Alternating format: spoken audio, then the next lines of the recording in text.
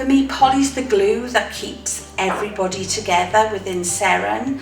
And I think ultimately what an effective leader has, which Polly has in abundance, is her phenomenal communication skills.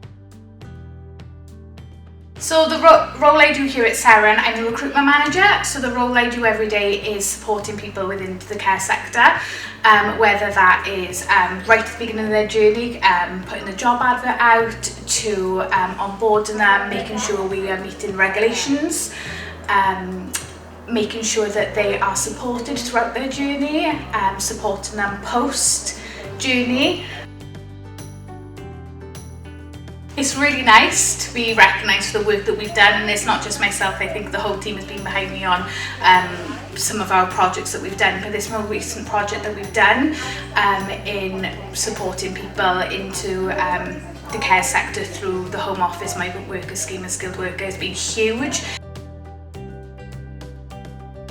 So the care sector is challenging, and it's making sure that you can have compassion, critical thinking, good people skills, which I think are all part of my day-to-day role, and really be able to be there for not just your employees but for all stakeholders, whether that's the service users, local authority, and really have that support network and have that professionalism in the workplace, but also have that personal relationship building side as well.